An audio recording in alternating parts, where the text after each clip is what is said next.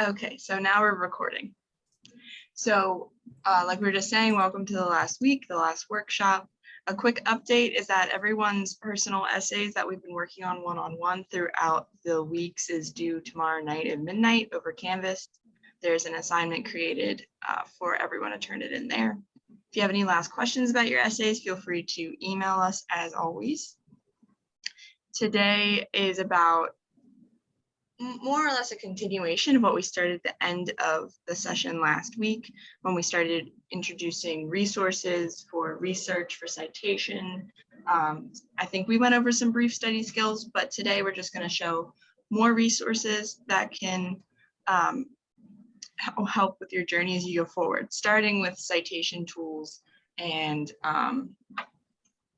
search engines and stuff to help with writing and literature. Yeah, things more so with writing. Yeah, thank you. All right.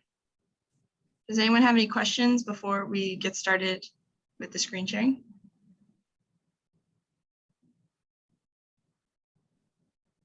All right, excellent. So I'm going to pull up the first thing.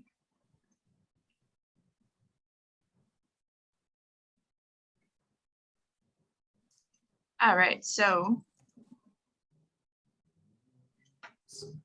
first we have Wolfram Alpha, which is a search engine. It has a lot of tools for science and math, but there are things that kind of serve as an encyclopedia of sorts for language arts, history, liberal arts in general, in addition to the science and math. So it could be a good tool as a start off if you kind of feel weird about using Wikipedia or something to get a more general idea of something. Because I noticed that they do have Wikipedia cited on here under certain people. It's just another resource or search engine that's geared for learning. And you can also compare people. So, okay, we'll just use this example they have here, which, so they put them in a chart. I don't know when you would need this information to compare Tom Hanks, Steven Spielberg, and John Williams. But if you ever do need to compare people or want to know, like this could be good for contextual information. If you're doing a project on historical figures and you want to see when they're from, where they're from, it could be good use for that. It is a neat tool to just explore on your own if you're interested in things like this. Yeah. Victoria, you have anything to add about this? Just I think you hit everything in the outline. Yeah, it's free to use. There are some you can upgrade to Pro for $4.75 a month for some extra tools like problem generators. So if you're using it for more sciencey, math-based stuff. Also, you can create custom visuals and whatnot if you're using the Pro version. But in terms of just information gathering and whatnot, then it's free. I haven't used it a lot. But it's very clean and intuitive. I only discovered it recently, but it's very clean and kind of intuitive in its usage. So it's worth sharing. Wow. All right. Next, we have Project Gutenberg.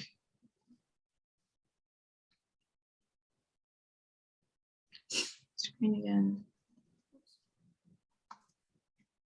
All right. So this is a good resource for,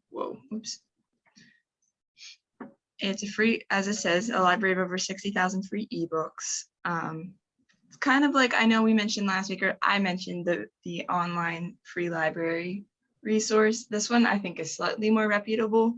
Like I hear this mentioned more often, Project Gutenberg. And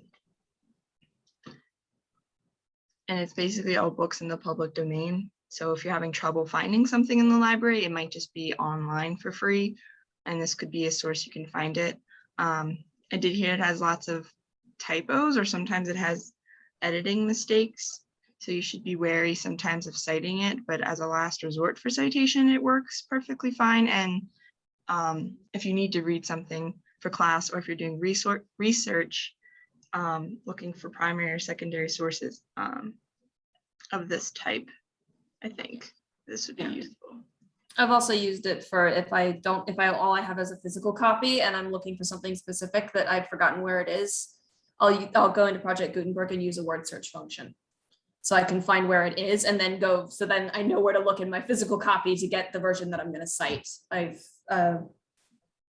Which is why I usually avoid physical copies of things. I like the word search function, but if you have no choice, that I've used it for that as well.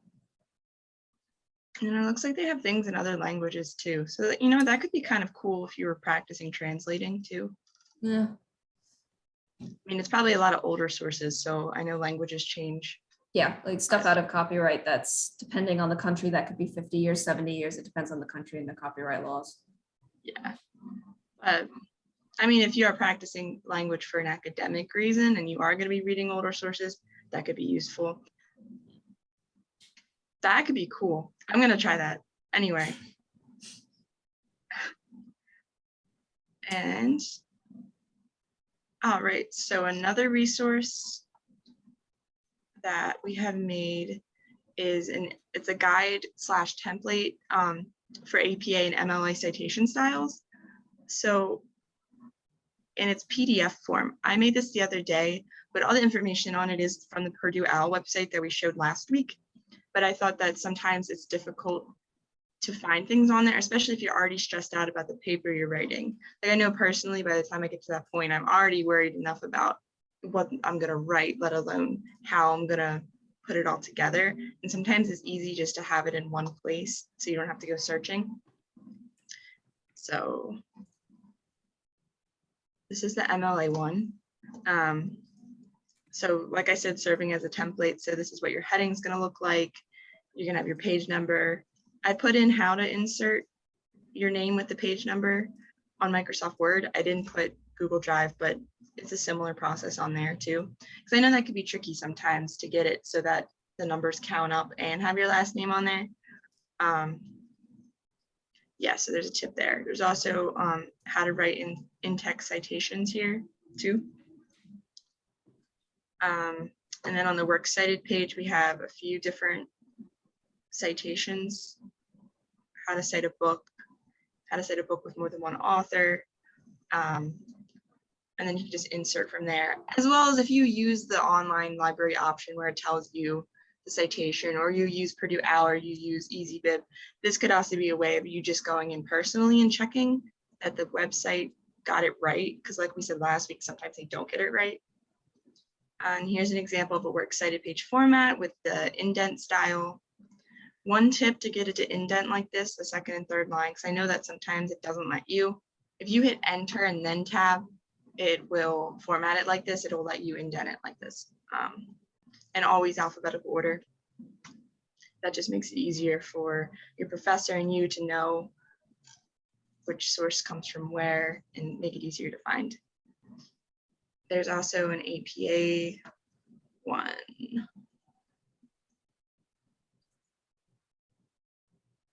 Sorry. All right, and here's an APA example. So everything also in boldface should also still be in boldface for this one. So the title, the abstract title should be bolded, and also the references should also be bolded in APA, according to Purdue OWL. Like the other one, there's examples for some commonly found things you're going to have to cite. We also have an example of in-text citations here with a little tip, because I know some professors don't necessarily want, especially in the sciences, I've heard a lot where professors don't want you direct quoting. And that's a lot of the times where the whole APA just being last name publication year comes from. So some professors might want no page number. Generally, I'd probably recommend going for a page number, just because when it comes to citing and covering your back for plagiarism, definitely just keep those page numbers down. I don't think that it harms you. I think it will only serve you well. And there's a little description of an abstract as well. which again, not every professor who says make me an APA title page is going to say make me an abstract, but if you're in a science course, they're going to use that. And they also have the running head too, which is basically your page title. And usually just click in the header and then type it in and it'll appear on every page. Yes. And those will also be uploaded with a whole list of resources onto your Canvas. So you'll be able to access it throughout the whole semester as you go through your studies. Does anybody have any questions about any of those sources?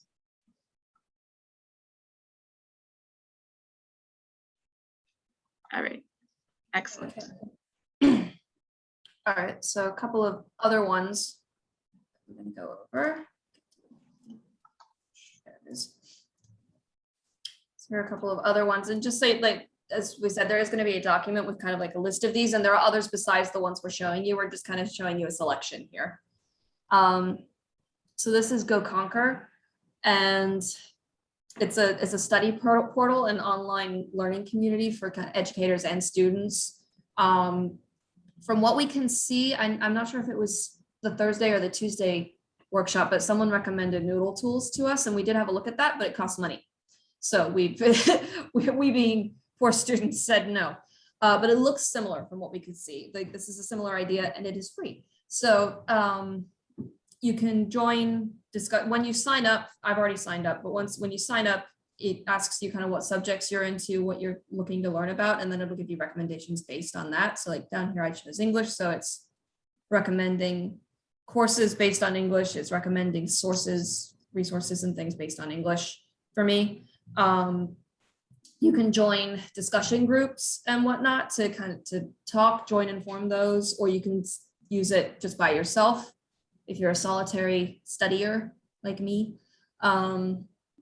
It is free. There is an upgrade option, which is actually remarkably cheap, but it gives you extra options. But all the main tools are still free. You get extra storage and you get rid of ads for the basic, and then more storage and kind of the ability to have private resources and copying and editing resources, just more tools the more you pay. Although it is still pretty cheap, like $250 a month for the absolute premium is not bad, but the free version is still pretty powerful. You have the tools to create slides, sets, flashcards, mind maps, notes. You can make a quiz for yourself, flow charts. So these are all tools to help you study. And I am going to go into the mind mapping option for a minute because I know we've been mentioning that. So for anyone who doesn't know, this is a very bad mind map because mind mapping doesn't work for me. I have a lot of trouble with it, but this is kind of what it looks like and how it works. So like if I say, okay, I want to add a thought to there, what kind of thought? Oops.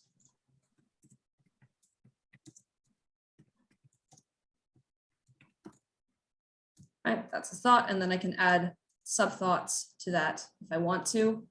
And this also lets you attach information for attached resources and whatnot to kind of pad it out. If mind mapping works for you, this is actually a pretty easy, intuitive mind mapping tool. And you can insert media and bits and bobs to help you to collect everything in one place if you want to. Then the notes option,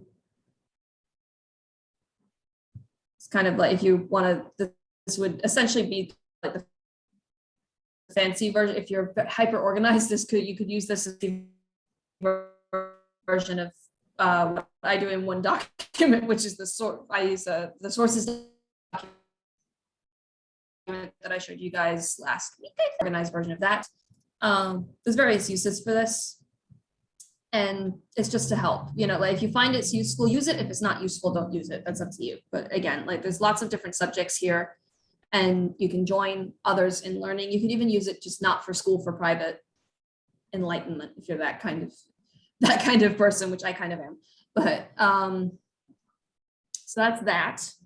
And the other thing, I know we mentioned it before, is Google Scholar, which again, it's Google, but it pulls from academic databases and journals and whatnot. So if I were in my pet search, so this is pulling from, these are all academic sources that it's pulling from. So, and I can sort by date, I can sort by relevance, which is better. I can kind of create a custom range for when these were published if I want to. And this is more, you would use this if your first resource is always going to be the Rutgers library in terms of searching for sources. But if like sometimes you'll hit a wall where it's like you're trying all these different search terms and you're just not finding anything useful. So sometimes then it can help to go to Google Scholar or to go into an actual database because the search algorithms are different. So the same search terms will bring up different articles. And some of these you'll have access to, some of these you won't. Most of these are in databases and whatnot that have there's a subscription.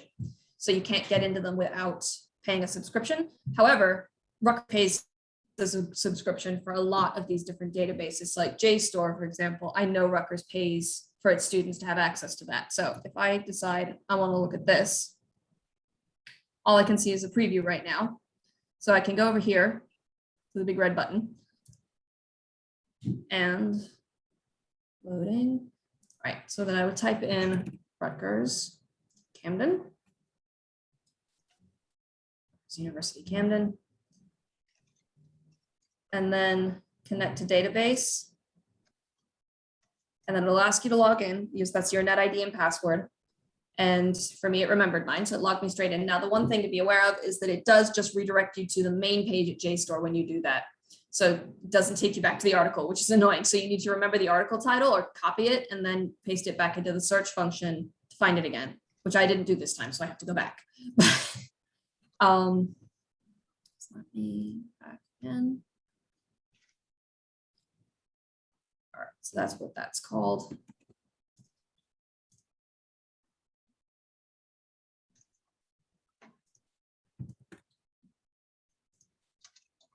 So it's a little bit counterintuitive in terms of that, of the login and how that works. So that's something to keep in mind. And again, hopefully most of the time you're not going to need to do this, but, and there's that article. And if I click on it now, I can see the whole thing, all 13 pages of it. And again, like hopefully you'll find what you need in the Rutgers Library database, but sometimes it just doesn't show up because search terms are being weird and the algorithm's just not handing it to you. So this is a good substitute. Also, Google Books. Sometimes stuff will pop up in Google Books through Google Scholar, which that can be very useful as well for pulling quotes. And then lastly, is this Shoto, I'm not sure how it's pronounced, but it is a free PDF reader and annotation software. And you can get it for desktop. You can also get it for your phone or for a tablet. I have it on my tablet. For some reason, my computer's being weird. It doesn't want to download it onto here. So I think that's more to do with my computer and my general tech incompetence than with the program, because it works great on my tablet.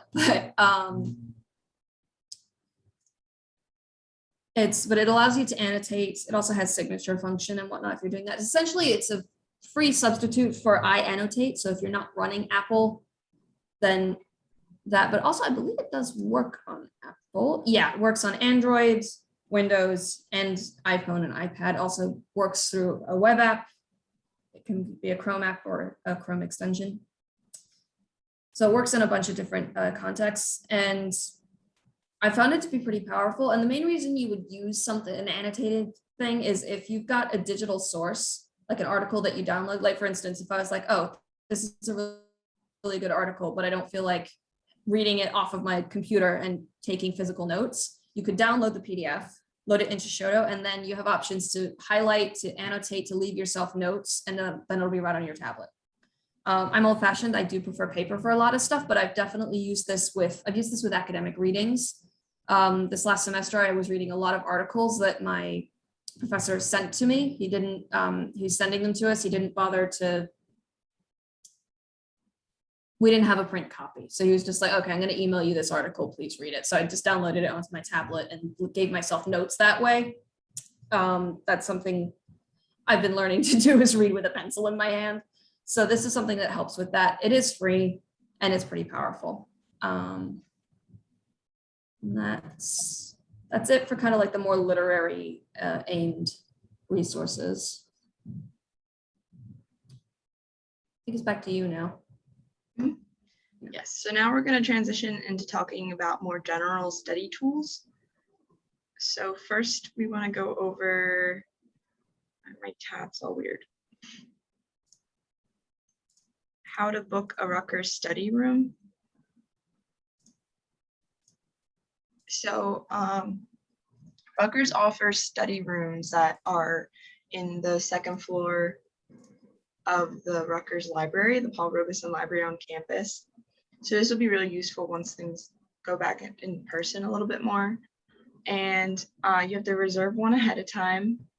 Only one, if you're doing a meeting with a group, only one person in your group has to reserve it. And I know they're kept at a cooler temperature, like to encourage learning, or I guess at least encourage you not to fall asleep, because I've definitely tried to study personally in a hot room, wearing a blanket and a sweatshirt and drinking tea. And I mean, like, that's just not the best because I always fall asleep. So at least this, you are in like harder chairs and it's a little cold. So maybe it'll help you concentrate better. I don't know. But it also has a whiteboard usually. So that would be good for what we've been going over with the outlining. It could be cool to do that. Like if you all had to do that group project that we did in the workshop in one of those rooms, you'd have the whiteboard to kind of put your ideas down together on. So that could be cool. And also just having kind of a closed off space that's separate from if your day-to-day spaces aren't ideal for studying and a bit distracting, that could be good. Oh wait, I'm in the wrong one. Better. Everyone can still see my screen, right? Yes. Okay, so what I did, I just Googled Paul Robeson Library Rutgers, clicked on the website for it. What you could do, you scroll down, and in this bar right here, they have options for the interlibrary loan and everything, and the databases like we went over before with the searching. And then in the middle, you can book a study room right here.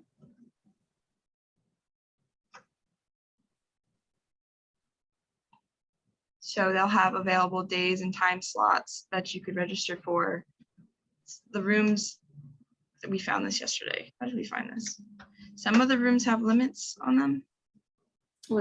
It came up for me when I hovered over it. It's not for you. Oh, there it goes. You're just slow. Well, if you hover over this, it tells you the capacity. It'll probably happen maybe in 5 minutes if we waited or something. I don't know. It'll be quicker for you.